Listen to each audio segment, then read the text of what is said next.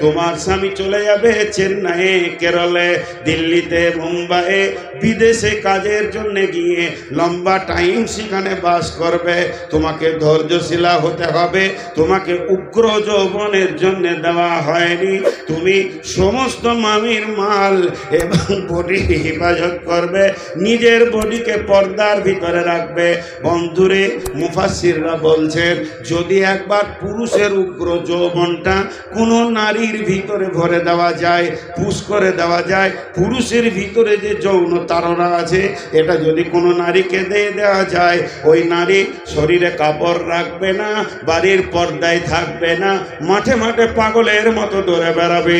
অতএব হে নারী কুল, তোমাকে এর জন্য চাপা যৌবন দেওয়া হয়েছে। আর পুরুষকে দেওয়া হয়েছে উগ্র। হাজি আমার মোচ চেনে নাই, দেখতে পেয়েছেন? কথা বলে না লোকগুলো, মনে মনে ভাবছে কথা বলার পালি তো আপনার, আমরা কেন বলবো? মুখ খুলেন একটু করে। লোক যেছে বুঝতে পেরেছেন, লোক উঠছে বুঝতে পেরেছেন। 12টা হলে ময়দান খালি হয়ে যাবে। যারা পালাইছে ওদের দলে লোক আমি, ওরা ঠিক করছে। যে জালসাই গেছি আর পা দুটো ধরে কমিটিকে বলছি যে ভাই 12টার পর লোক থাকে না, আপনার জন্য থাকবে যে, আমি যেন ওদের বাপ হলাম, আমার জন্য থাকবে। যত দামি বায়ন করা হোক, এখনকার মানুষ 12টা পরা থাকবে না। মানুষের শরীরকে পঙ্গু করে দেওয়া হয়েছে করোনা নামে ভাইরাসটা, ভ্যাকসিনটাতে সমস্ত মানুষকে পঙ্গু করে দিয়েছে, কমজোর করে দিয়েছে। কারো ক্ষমতা নাই আগেকার মতো স্ট্রেংথ নিয়ে কাজ করা, পঙ্গু করে দিয়েছে। কি ভাবছেন? হ্যাঁ, এর জন্যে মানুষ উঠবি। আপনারা একবার আমার সঙ্গে কথা বলেন, পুরুষকে মোচ দিয়েছে না দেয়নি? আর দাড়ি, এটা পুরুষের অলংকার, পুরুষের অলংকার। আর যারা মোচ দাড়ি চেঁচে দেয় বেল, দেখেছেন? ছোট ছেলে যদি রাতে উঠে দুধ খাবো, তো মা না বাপ বুঝতে পারবে না কার বুকে যে ও হাত দিবে। দুজনেই শুয়ে আছে, দুটাই বেল। হ্যাঁ, বাচ্চা ছেলে ওর হুঁশি নেই যে কোথা দুধ খেতে হয়। এই মোচ কেটে শেষ হয়ে গেছে। হযরত উমর দাঁতন রেখে মোচ কাটতেন, হযরত আলী দাঁতন রেখে মোচ কাটতেন। এখানে এরকম বড় খালি এরকম একবার মোচে হাত দিয়ে যদি দাড়িটা এরকম করে লেবেল করা হয়, তো কাফেররা 3বার হিসু করে দিবে। ঘটনা কি, প্ল্যান কি করছে? কলজেটা লিবে না ভ্যাঁসাটা লিবে? যার দাড়ি নেই সে কি করবে? তো পুরুষের যৌবন উগ্র। কেন উগ্র করা হলো? বিসমিল্লাহির রহমানির রহিম। আত-তাইবুনাল আবিদুনাল হাবিদুনাস সাইহুনার রাকিউনাস সাজিদুনাল আমিরুনা বিল মারুফি ওয়ান নাহুনা আনিল মুনকারি, আমিরুনা বিল মারুফি ওয়ান নাহুনা আনিল মুনকারি, আমিরুনা বিল মারুফি ওয়ান নাহুনা আনিল মুনকারি ওয়াল হাফিজুনা লিহুদুদিল্লাহি ওয়াল হাফিজুনা লিহুদুদিল্লাহি ওয়া বাশশিরিল মুমিনিন। পুরুষের দায়িত্ব হলো সৎ কাজের আদেশ করবে, অসৎ কাজের নিষেধ করবে। যেখানে কোরআনের আল্লাহর অবমাননা হবে ওই জায়গায় মজবুত হয়ে এসে দাঁড়িয়ে যাবে। জান চলে যাবে। ইকাতিলুনা ফি সাবিলিল্লাহি ফায়াকতুলুনা ওয়া ইকতালুনা ওয়া'দান আলাইহি হাক্কান ফিত তাওরাতি ওয়াল ইনজিলি ওয়াল কোরআন।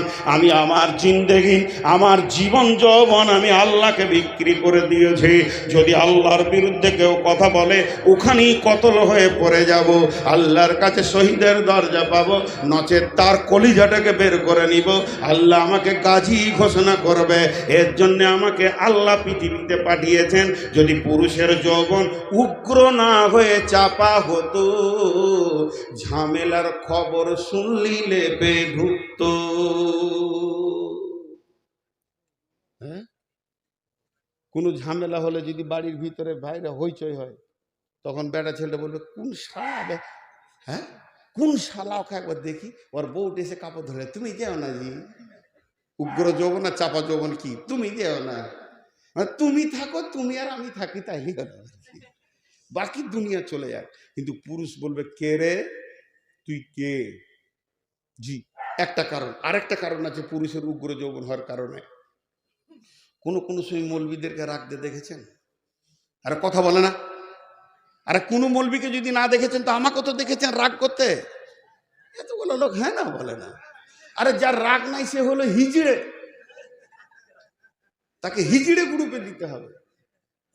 হ্যাঁ, রাগ থাকতে হবে। পুরুষের রাগ হলো অলংকার। রাগ পুরুষের অলংকার। এখন যদি আমি খুব রেগে যাই না, তো দু চারজন এসে বলবে আপনি মৌলবী সাহেব মানে রাখছেন কেন গো? কোনো কারণে ইমাম সাহেব মসজিদে রেগে গিয়েছে, তখন চারটা মুসলিম পাশে এসে বলবে ফিস ফিস করে, মৌলবী মানুষ আপনাকে রাগ করতে হবে। ও বেশি বুঝে। হ্যাঁ, মৌলবী রাগ করে না। কোন মৌলবী সাহেব বলেছে যে আমার বড় ছেলেটা অ্যাক্সিডেন্ট হয়ে হসপিটালে আছে, দোয়া করবেন। দেখ বুড়ি বলছে মৌলবীদেরও ছেলে হয়? হুঁশি নেই। মৌলবীরা কি করে এত বড় পাঞ্জাবিতে ছেলে তৈরি করছে আল্লাহ জানে। ওগুলো তো ফুল প্যান্ডালা করবে। ধারণাটা কেমন? স্বয়ং রসুলের ছেলে ছিল, রসুল জামাই ছিলেন, রসুল শ্বশুর ছিলেন, রসুল বাপ ছিলেন, রসুল নানা ছিলেন, আর ই ভাবছে যে মৌলবীদের ছেলে কেন হবে? আজীব ব্যাপার আর কি। মানে মৌলবী মানে তুমি হিজড়ে হয়ে যাও। মতোয়াল্লিকে ধরে থাপ্পড় মারতে হবে যদি দাড়ি চাচা মতোয়াল্লি হয় আর সুদখোর মতোয়াল্লি হয় মসজিদের, তবেই তো সে ইমাম। তাছাড়া ইমাম আবার কে? মসজিদের সেক্রেটারি যদি সুদখোর হয়, মারো ওর মুখে লাত দিয়ে মসজিদ থেকে গড়িয়ে ফেলে দাও। আল্লাহ রুজি দেনওয়ালা আছে। এই যদি না থাকে, এখন একটা জিনিস বলি, বিনা উজুতে নামাজ হবে? জোরে বলেন, উজুটা কি নামাজ? উজুটা নামাজ নয়, কিন্তু বিনা উজুতে নামাজ। তেমনি একটা ফরজ আমল আছে যার নাম হচ্ছে জিহাদ। বিনা রাগে জিহাদ। এই যে বেলডাঙ্গায় ঘটনা ঘটেছে, রাগ লাগছে কি লাগছে না? কার কার রাগ লাগেনি হাত তুলেন।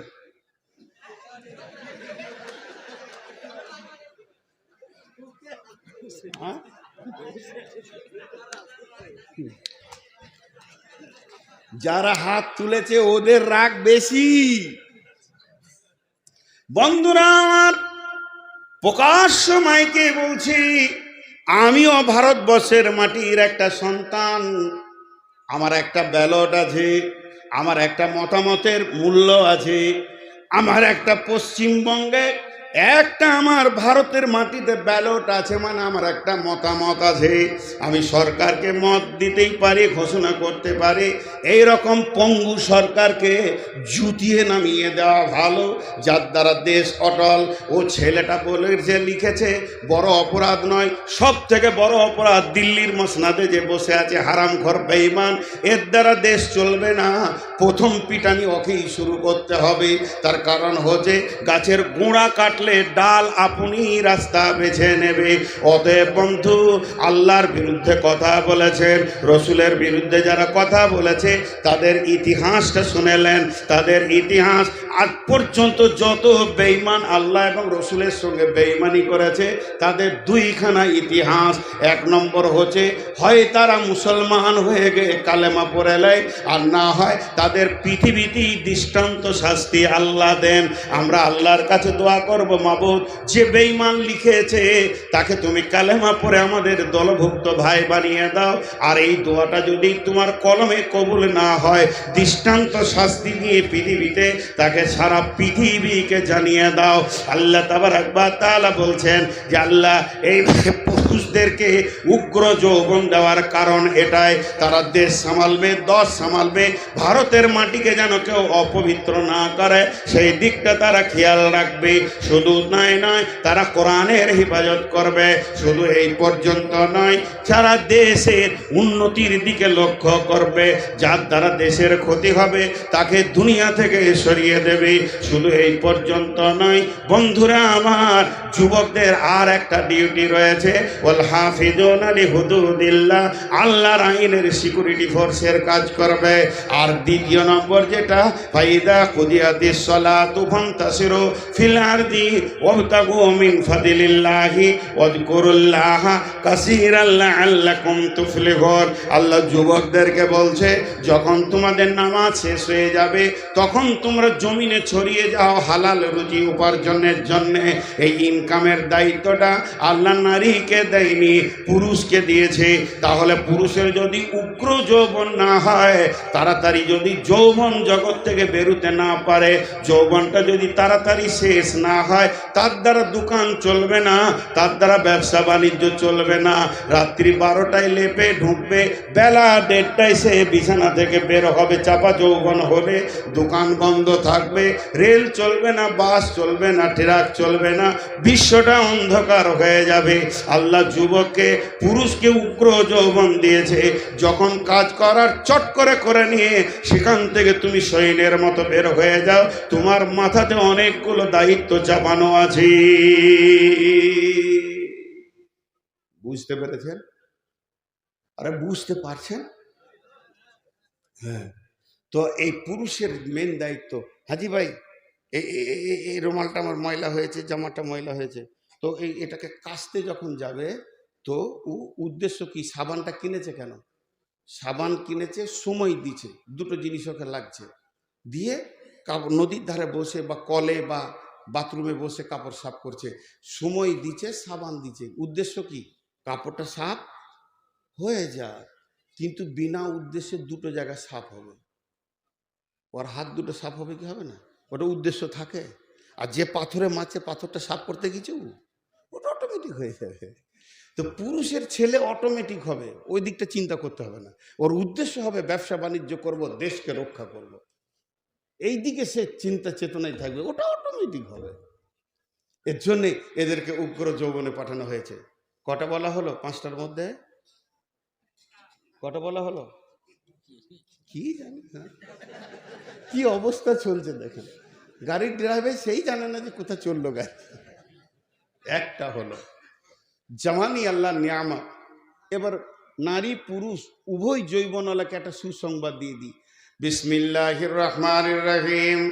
وعن أبي هريرة رضي الله تعالى عنه قال قال رسول الله صلى الله عليه وسلم 7 يظلهم الله في ظله يوم لا ظل إلا ظله إمام عادل شاب نشأ في عبادة الله।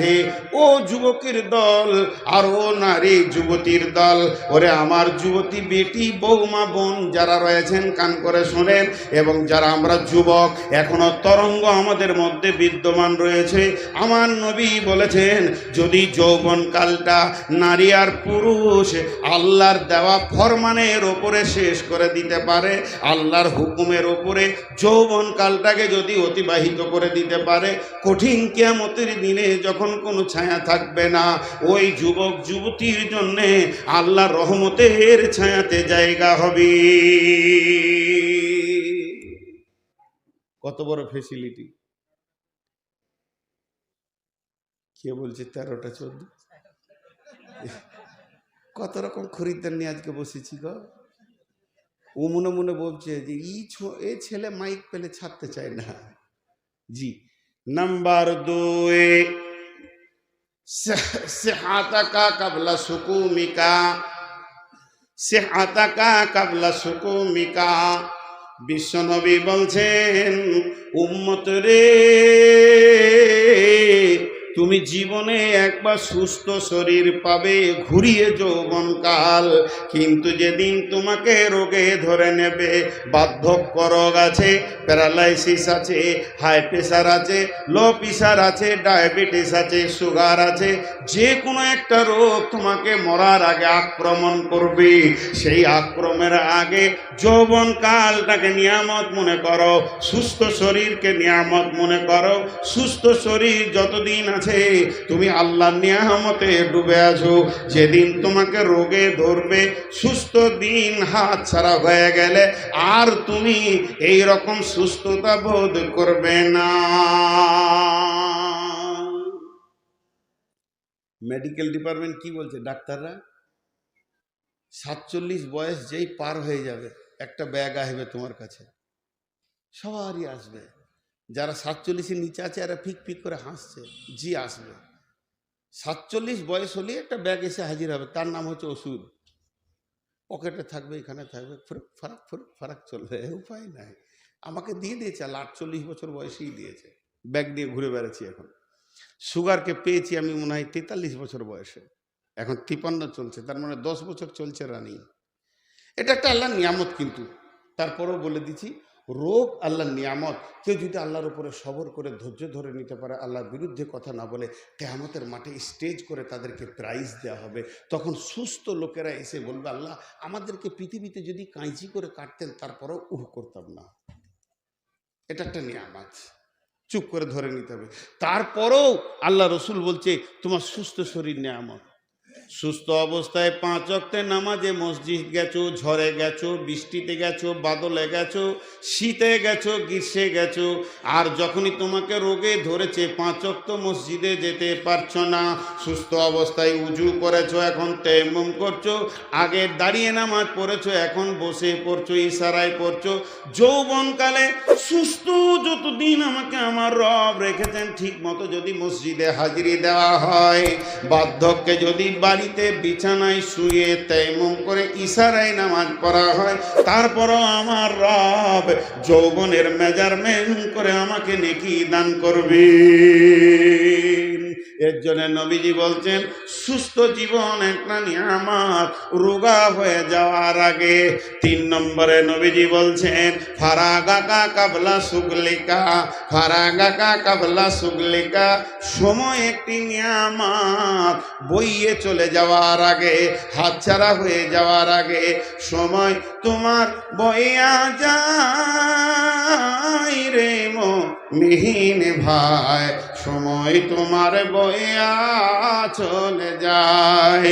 এই দুনিয়ার ফেরে বেতে পরে লইলে গাফিলতে, যাইবার তোমার কি হুঁশ নাই রে মুমিন ভাই, সময় তোমার বইয়া চলে যায়।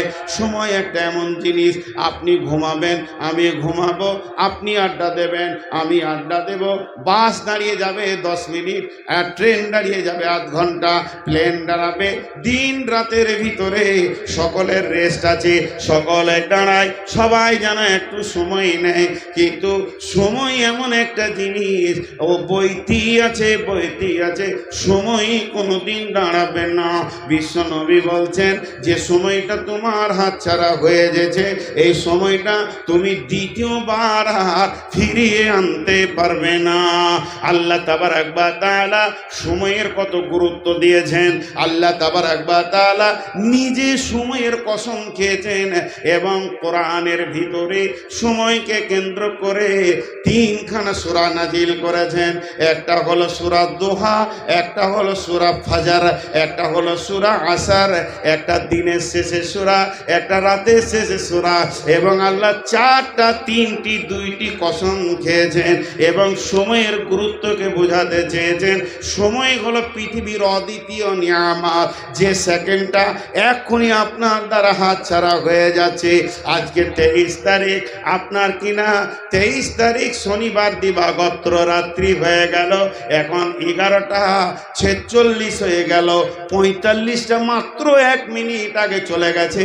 এটা কিয়ামত পর্যন্ত ফিরে আনার ক্ষমতা নাই। বিশ্ব নবী বলছেন উম্মতের সজাগ থাকবে, সময়কে কাজে লাগাবে, খবরদার অবহেলায় সময়কে পার করে দিও না। একজন মুফাসসির বলছেন সূর্য কথা বলে, ভাই এটা হাদিস নয়, এটা মুফাসসিরি ইসলামী চিন্তাবিদের কথা। যখন সূর্য পূর্ব দিকে উঠে তখন দুনিয়াবাসীকে বলে, রে অরগুপুরবাসী, দুনিয়াবাসী শোন, তোর কপালে আবার একটা দিন তুই পেয়ে গেলি, তওবা করার সুযোগ পেয়ে গেলি, সময়কে কাজে লাগা, এখনো তুই মসজিদে ঢুকে যা। যখন সূর্য পশ্চিম দিকে অস্তমিত হয়, বিশ্ববাসীকে ডাক দিয়ে বলে, হতভাগার দল, যেমন থিলি তেমন থেকে গেলি, তোর জীবনে একটা দিন তুই কবরের দিকে আগিয়ে গেলি, তোর কাছ থেকে একটা দিনের সময় শেষ হয়ে গেল, তোর কবর যত দূরে আছে তুই একটা দিনের রাস্তা আগিয়ে গেলি। সূর্য ডুবে গেছে, না জানি সকালে তুই বিছান থেকে উঠবি কিনা, তবে রাত্রি পেয়ে গেছিস, নির্জনে মাবুদের কাছে কেঁদেলে, এখনো পর্যন্ত সময়কে কাজে লাগা, চরিত্রকে তুই ঘুরিয়ে নে। সূর্য দিনে 2 বার মানুষকে চিৎকার মেরে ওসিয়ত করে, বন্ধুরা আমার বিশ্ব নবী বলছেন ফারাগাকা কাবলা সুগলিকা, সময়কে বড় নিয়ামত মনে করে নাও হাতছাড়া হয়ে যাওয়ার আগে।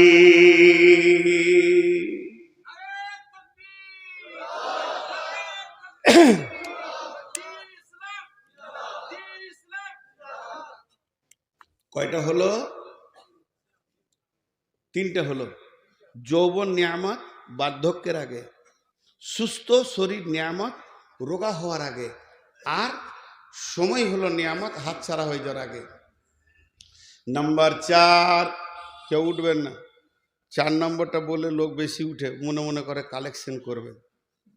না, আমি তফসির করব, কালেকশন করব, শেষকালে করব। মন যাবে দেবেন, না মন যাবে না দেবেন। হ্যাঁ, আর জালসা কমিটি আমাকে একটা কথা খুব ভালো বলে, আপনাকে কালেকশন করতে হবে না। যদি বলি যে আমাকে 9টায় দেন কালেকশন, না না না, আপনার কালেকশন করতে, এদিক দিয়ে আমি বেঁচে আছি আর কি, মাশাআল্লাহ।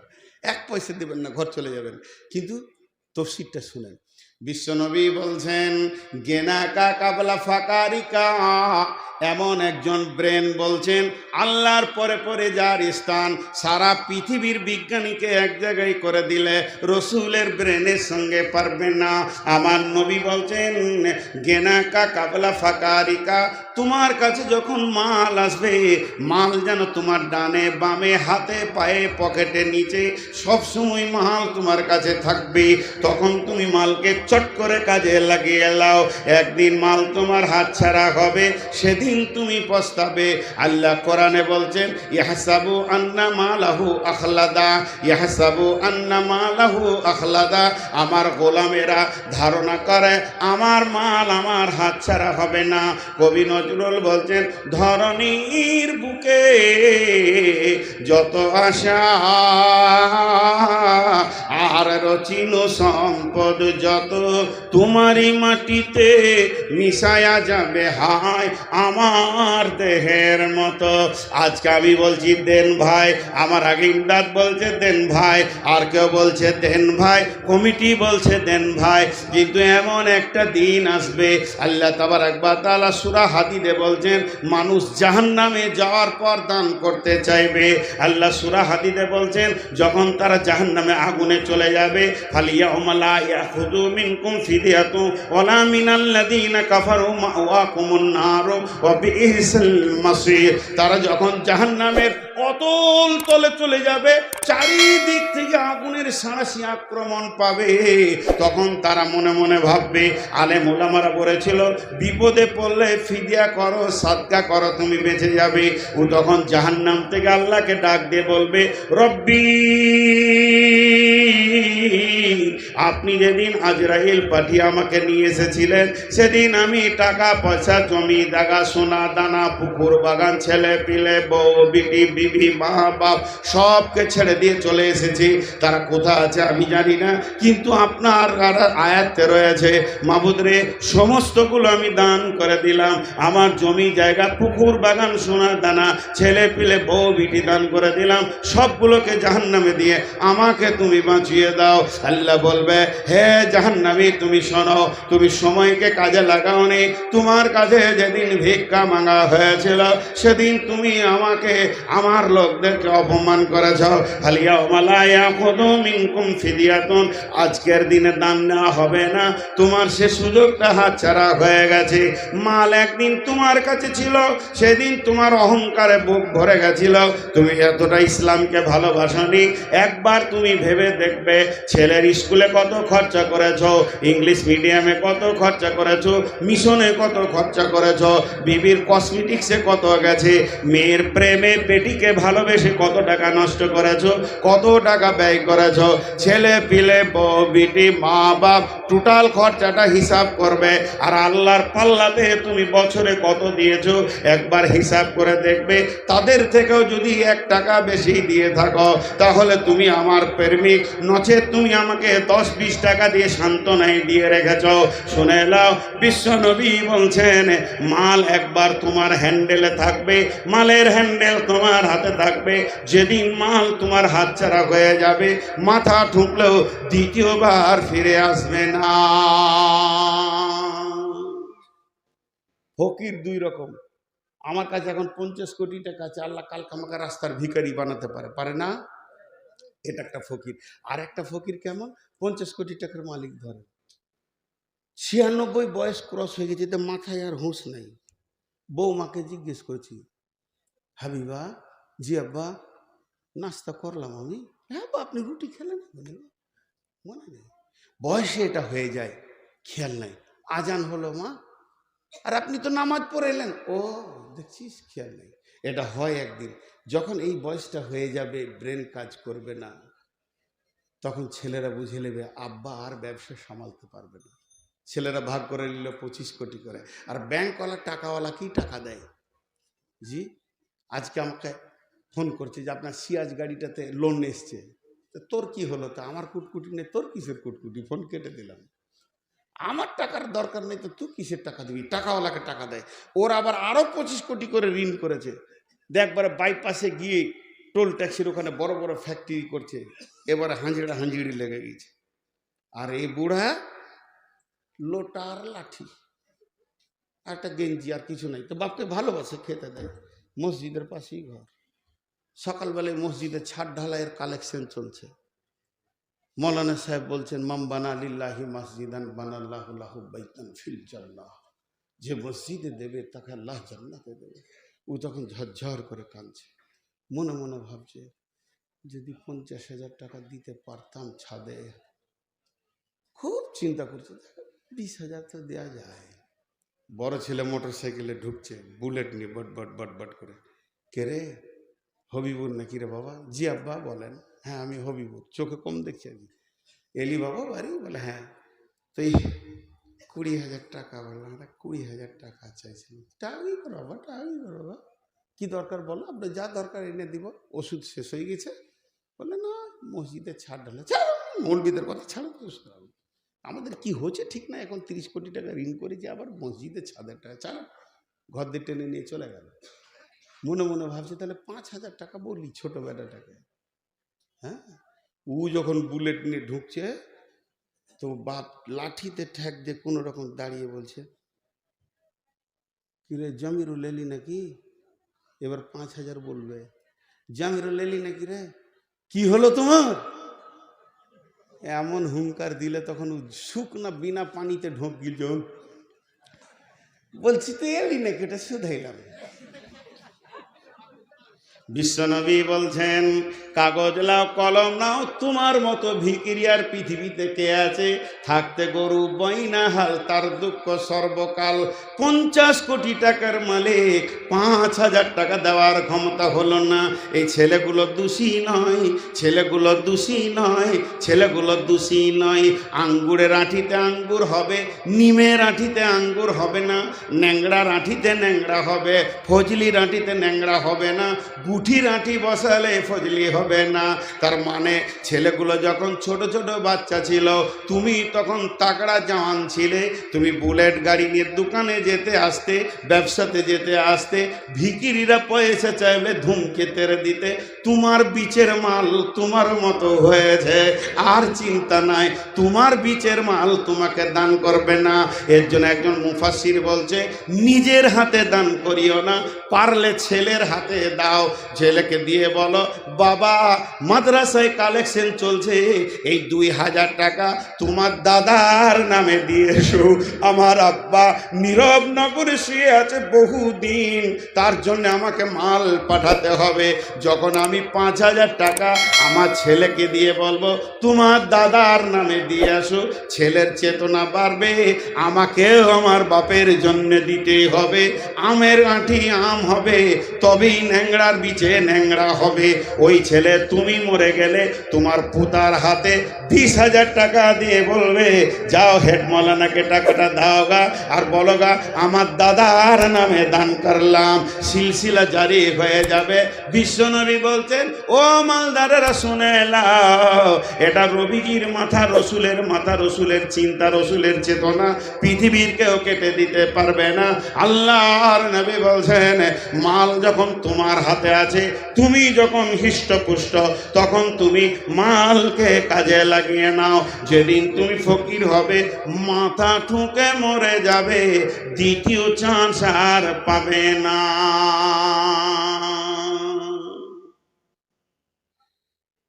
সব উঠছেন কেন গো? এখনো তো 2 মিনিট আছে। 23 তারিখটা এখনো 2 মিনিট আছে। 24 তারিখে আমার জালসা আছে হরিশ্চন্দ্রপুর টালবাংড়া মাদ্রাসা আগামীকাল। 25 তারিখে আমার জালসা আছে জাফরহাট ঠাকুরগাঁও বাংলাদেশ, ওখান থেকেই ঢুকবো। ওই জন্য আজকে বাড়ি যাব, বাড়ি গিয়ে গাড়ি টাড়ি রেখে এবার কাল ট্রেনে যাব বাংলাদেশ। তো একটা কথা আপনাদের সামনে বলে যাচ্ছি, মাল হাত ছাড়া হয়ে গেলে, এগুলো সব রসুলের কথা, কি দামি এগুলো। সোনার অক্ষর দিয়ে যদি লিখে দেন হিরে খুচিত, তারপরও এর মূল্য দিতে পারবেন না। কটা বলা হলো? 4টা। যৌবন নিয়ামত, বার্ধক্যের আগে সুস্থ শরীর নিয়ামত, মানে সুস্থ শরীর নিয়ামত, রোগা হওয়ার আগে, সময় নিয়ামত হাতছাড়া হয়ে যাওয়ার আগে, মাল নিয়ামত আপনার ফকির হওয়ার আগে। 5 নম্বরটা বলবো, এক চান্সে বুঝে নেবেন, কিন্তু উঠে যাবেন না। পরে 3 মিনিটের একটা কথা আছে, বিশ্ব নবী বলছেন হায়াতিকা কাবলা মাউতিকা। এটা এমন একটা আরবি, পৃথিবীর সবাই বুঝে নেবে, পাগলেও বুঝে নেবে। বিশ্ব নবী বলছেন যতদিন তুমি বেঁচে আছো জীবনটাকে বড় নিয়ামত মনে করে লাও। যেদিন তুমি মরে যাবে সেদিন তোমার সব হাতছাড়া হয়ে যাবে। আর একটা নেকি বাড়ানো যাবে না, একটা গুনাহকেও কমানো যাবে না।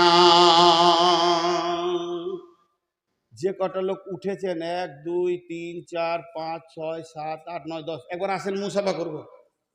আসসালামু আলাইকুম। আমি আপনাদের ছেলে মারি নাই, কাউকে ধরে কষ্ট দিই নাই। মুসাফাটা করে যান, মুসাফাটা করে যান। যে কটা উঠেছেন আল্লাহর রাস্তা দিচ্ছি, নাহলে ঘর যাবেন না, সোজা হাসপাতাল যেতে হবে। ঢালাইয়ের রাস্তায় উবুর হয়ে পড়বে। পরিষ্কার কথা বলছি। কত আছে? একজনও উঠবেন না, কিন্তু আমার কথাটা শেষ হতে দেন। এই যে লোকগুলো পালালো, এদের মার্কাটা মেরে দিয়ে আগে। আমি কাউকে ভয় করি না, এরা নিজেদেরকে চালাক মনে করে নিলে, কিন্তু এরাই হচ্ছে সব থেকে বোকা, পৃথিবীর সব থেকে বোকা এরাই। জি বসেন, যাবেন না এখন, চুপ করে বসেন। কিসের এত পাগলামি? কেন বোকা? দেখেন, আমি ফতোয়া দিতে পারি না, দিব না। খালি একটা কথা আজকে বলবো, আলেম ওলামা আছে, যদি ভুল হয়ে যায় তো আমার এই সভাতে এসে কানটা মুলে দেবে, আমি হেসে গ্রহণ করে নিব। মুনাফিকের আলামত হচ্ছে 3টি: মিথ্যা কথা বলে, ওয়াদা খেলাপ করে, আমানতে খেয়ানতি করে। পরোক্ষভাবে 3টা আল্লাহ রসুল আরও বলেছেন। রাতের নামাজ অর্থাৎ এশা আর ফজরের নামাজে কষ্ট হয় মুনাফিকদের। 2 নম্বর বলেছেন অল্প কথায় মুখ খিস্তি করে যারা গালাগালি দেয় তারা মুনাফিক। আর 3 নম্বরে বলেছেন, আর বটেও ঘটনা, জিহাদের ময়দান থেকে যারা পালিয়েছিল তারা কে? আল্লাহ রসুলকে এত কষ্ট দিয়েছিল না ওই উবাই ইবনে খাব, যখন তবুকের যুদ্ধ থেকে অভিযান ফিরছে, তো তলাই তলাই সাহাবীদের ভিতরে, এটা করিস না, ওইটা করিস না, মোহাম্মদের সঙ্গে যায় না, ওর মাথা খারাপ আছে, এই করে করে থাকতো দলে, এই কাজটা করতো। তো এই জিহাদের ময়দান থেকে, ওহুদের মতো জিহাদের ময়দান থেকে অর্ধেক রাস্তা থেকে লোককে ঘুরিয়ে নিয়ে চলে গেছিল, 300-350 লোককে। কে? মুনাফিক। তো এই টাকা কালেকশন করাটা হলো জিহাদ। কোরআনে আছে মাল দেওয়াটা জিহাদ। আর এই অবস্থায় যারা উঠে পালিয়ে যায় তারা আল্লাহর নজরে ভালো মানুষ নয়। আমি কতক্ষণ বসিয়ে রাখবো আপনাদেরকে? আর 5-7 মিনিট টাকা দিচ্ছেন, ভালো কথা, চুপ করে বসেন, এখন যেতে দিব না। হ্যাঁ, আপনি ভাবছেন যে টাকা দিয়ে দিলাম যে আমার ছুটি হয়ে গেল, চলবে না। আমার এই 10 মিনিট আপনাদের কাছে টাইম নিচ্ছি।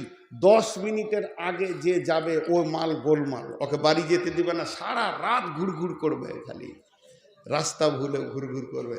সকালবেলায় দেখবে যে আবার এখানে রঘুপুরে দাঁড়িয়ে আছে। হ্যাঁ, এমন দোয়া দিয়ে দিব না। জি, তো আমি আপনাদের সামনে 9টা মিনিট চেয়ে নিলাম। এই 9 মিনিটের ভিতরে আপনাদের সঙ্গে আমি আলাপ শেষ করব। টোটাল বক্তব্যটা খালি 1 মিনিট দিব। আমি প্রথমে যে আয়াতটা পড়েছি সেই আয়াত থেকে আপনাদেরকে সারাংশ দিয়েছি। গাফিল কোনোদিন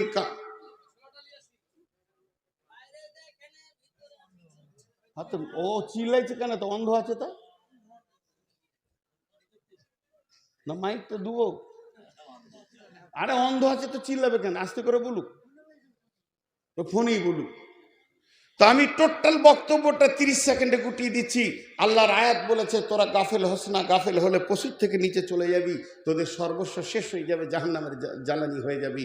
আর বিশ্বনবী বলছে গাফেল কোনোদিন সাকসেস হতে পারে না। তবে তোমাদেরকে আমি 5টা ওসিয়ত করছি, সবসময় সচেতন থাকবে, তাহলে এগুলো কাজে লাগাতে পারবে। 1 নম্বর হলো তোমাদের যৌবন নিয়ামত বার্ধক্যের আগে, 2 নম্বর সময় নিয়ামত চলে যাওয়ার আগে, সুস্থ শরীর নিয়ামত রোগা হওয়ার আগে, মাল নিয়ামত হাতছাড়া হয়ে যাওয়ার আগে, ফকির হওয়ার আগে, হায়াতে জিন্দেগি নিয়ামত মরে যাওয়ার আগে। ভাই আজকের বক্তব্য শেষ। আপনারা ঘড়ি দেখেন, আমি ঘড়ি দেখছি। 8 মিনিটকে 9 মিনিট করব না। কোনো আল্লাহর গোলাম আছেন যে একটা 5,000 10,000 টাকা দেবেন? আমি 8 মিনিট কথা দিয়েছি, 9 মিনিট করব না। আর আপনাদেরকেও 8 মিনিটের আগে উঠতে দিব না।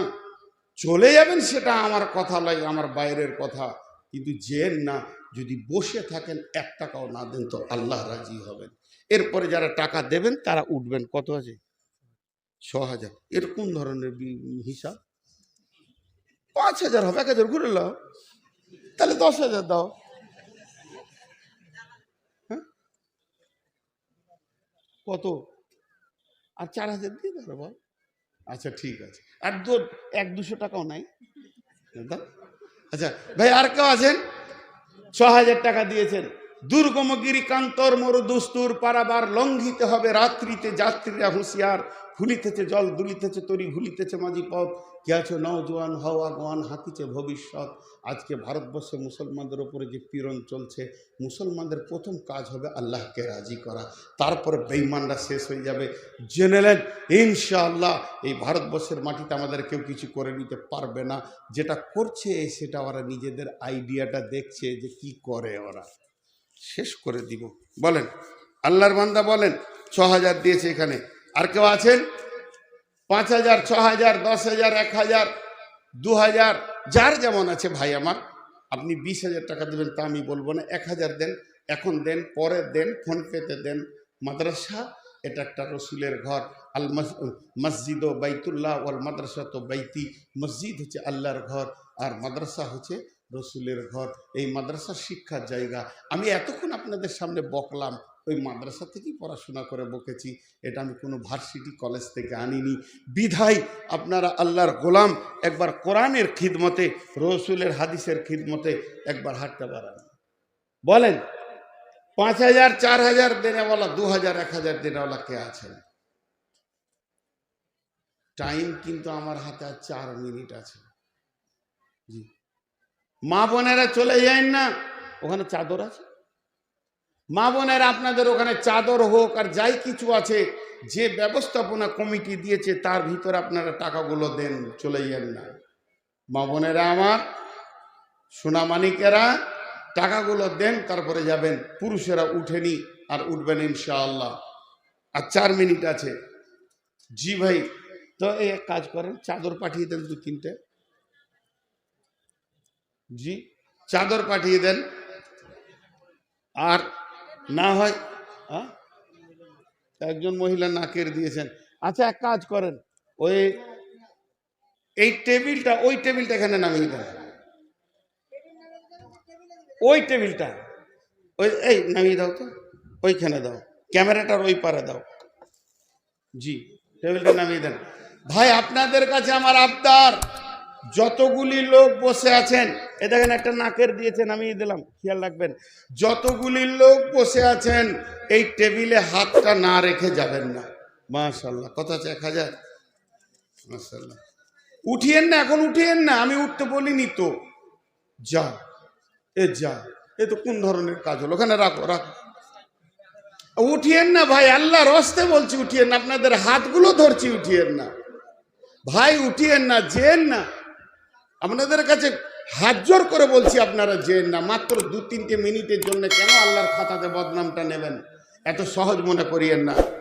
আর জি টেবিলে হাতটা রেখে যাবেন সবাই। আমি দোয়া পড়ে দিব, তারপরে একজনও বাদ যেন না যায়। একজনও। মফিজউদ্দিন 5,000। মাশাআল্লাহ। আর মাত্র 2 মিনিট আল্লাহর রাস্তে আপনারা দাঁড়ান। আচ্ছা, টেবিলটা কি ওই দিকে দিলে ভালো হয় মনে হয়, ওইটাই রাস্তা, ওই খুঁটিটার কাছে দেন টেবিলটা, খুঁটিটার কাছে আপনারা একজন দাঁড়াবেন, কারণ অনেকে চেঞ্জ করে নেবে। আপনাদের কাছে আমার দাবি, আর টেবিলে হাত রেখে যাবেন। দাঁড়ান, 1 মিনিট 1 মিনিট 1 মিনিট, আমি দোয়া দিচ্ছি, আপনারা আমিন বলেন। আপনাদের চাঞ্চল্য অবস্থা দেখে আমি থাকতে পারলাম না, সকলে জোরে আমিন বলবেন। এই আল্লাহ, তোমার রসুলের ওসিয়তের উপর আমাদেরকে তৌফিক দাও।